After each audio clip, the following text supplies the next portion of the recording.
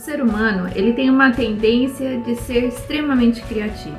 E em sua criatividade, ele tenta imaginar como que ele pode usar o seu tempo, usar as suas habilidades para alcançar outras pessoas com o que ele deseja. Mas Deus nos ensina algo no livro de Efésios, no capítulo 4, e não precisamos inventar nada. Ele já nos deu a receita de como semear no coração de outras pessoas a palavra de Deus. Fique conosco nos próximos minutos sobre este tema.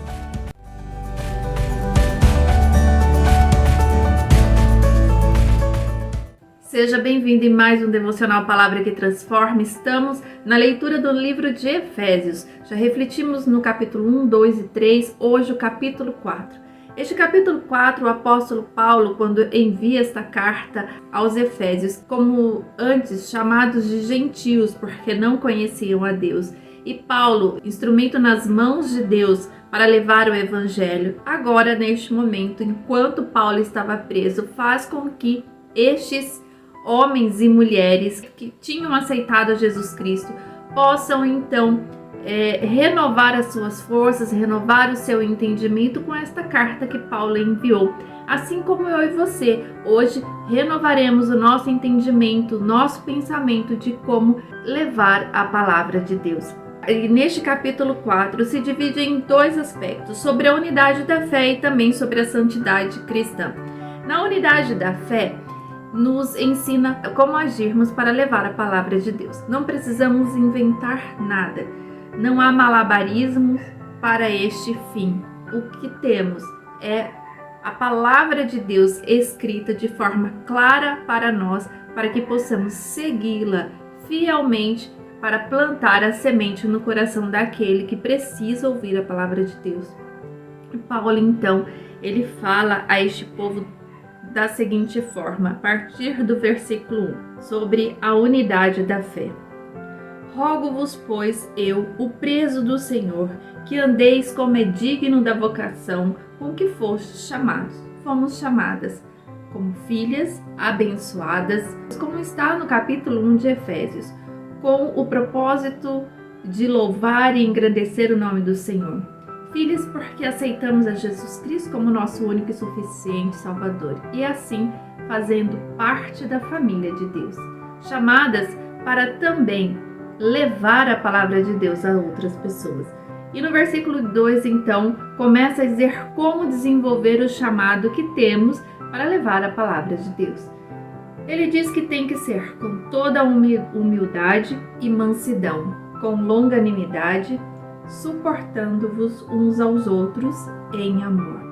Então, como levar? Sendo humildes, sabendo que somos dependentes de Deus, sabendo que outras pessoas estão em processo de transformação assim como nós estamos, sabendo que cada um tem o seu tempo e que não somos nós que convencemos os corações, mas o Espírito Santo.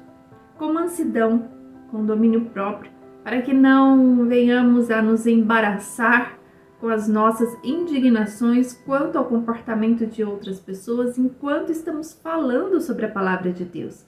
Mas dizer, Deus, estou aqui como um instrumento e oro para esta pessoa, para que ela cresça, como eu tenho crescido na palavra de Deus. Estamos em processo de crescimento.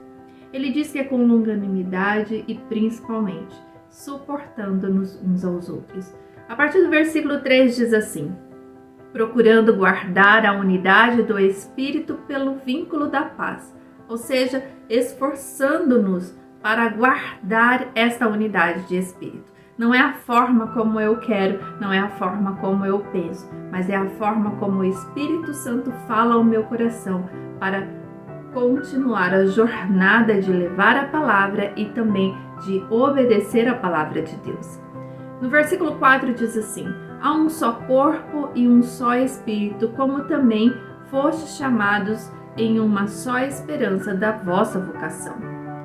Um só Senhor, uma só fé, um só batismo, um só Deus e Pai de todos, o qual é sobre todos e por todos e em todos. Não precisamos inventar a forma. Deus nos diz que é desta forma, num só Deus, num só Espírito. Ele é todo poderoso, Ele é nosso Pai e por isso levar a palavra de Deus com mansidão, com longanimidade, numa só fé, num só propósito. E Deus tem este propósito único para nós de levar a palavra de Deus, mas Ele nos escolhe de forma diferente. Para cada uma tem um jeito de ser, não a partir da invenção do nosso pensamento, mas daquilo que Deus quer. Com mansidão, com longanimidade, numa só fé, num só espírito, dentro da habilidade que Deus quer nos conceder. Por quê? A partir do versículo 7 diz assim: mas a graça foi dada a cada um de nós segundo a medida do dom de Cristo. Pelo que diz, subindo ao alto, levou cativo o cativeiro e deu dons aos homens. Então, são nos presentes que Deus tem nos concedido de habilidades para levar a palavra de Deus. E a partir do versículo 11 ele diz assim: e ele, Jesus, mesmo deu uns para apóstolos, e outros para profetas, e outros para evangelistas, e outros para pastores e doutores, querendo o aperfeiçoamento dos santos para a obra do ministério, para a edificação do corpo de Cristo. Então há um propósito, não é para engrandecer a minha vida através de alguma dessas funções que Deus tem concedido a mim, mas é para o propósito da edificação do corpo de Cristo, ou seja, da igreja, do povo, daqueles que caminham segundo a doutrina de Deus quanto à salvação através de Jesus Cristo. E diz assim: até que todos cheguemos à unidade da fé e ao conhecimento do Filho de Deus, a varão perfeito, à medida da estatura completa de Cristo. Para que não sejamos mais meninos inconstantes, levados em roda por todo vento de doutrina, pelo engano dos homens que, com astúcia, engana fraudulosamente. Antes, seguindo a verdade em amor, cresçamos em tudo naquele que é cabeça, Cristo, do qual todo o corpo, bem ajustado e ligado pelo auxílio de todas as juntas, segundo a justa operação de cada parte, faz o aumento do corpo para a sua edificação em amor. Precisamos umas das outras. Preciso da sua habilidade, do dom que Deus te deu. Você precisa do dom que Deus me concedeu. Tudo de uma forma bem ajustada, porque assim diz a palavra, com auxílio uma para com o outro, com o propósito de aumentar o corpo de Cristo, de aumentar o povo que tem o entendimento de quem Ele é e do que Ele representa. E tudo isso na construção, fundamentado no amor. E Paulo então agora continua a falar sobre a santidade cristã, que ela é diferente dos costumes dos gentios.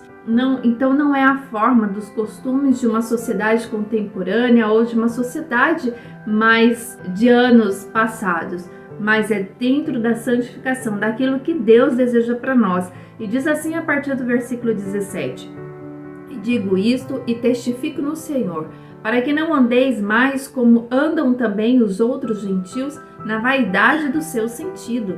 Não é para o nosso bel prazer, mas é para a honra e glória do nome do Senhor.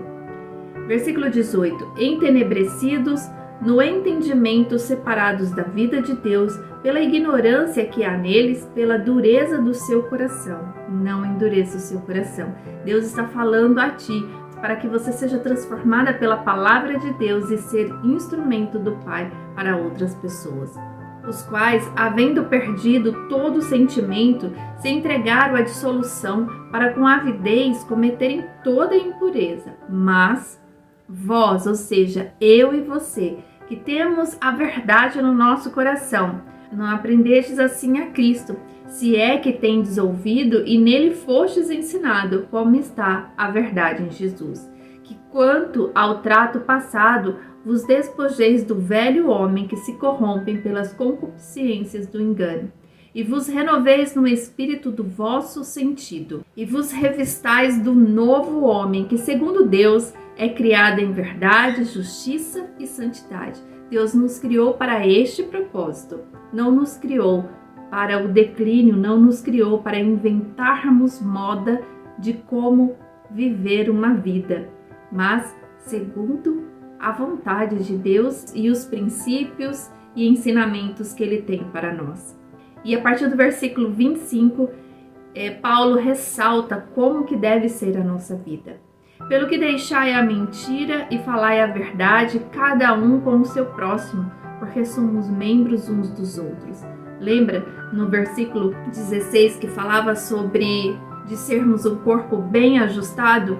Como viver de uma forma bem ajustada se houver o engano, se houver a mentira, se houver dissoluções.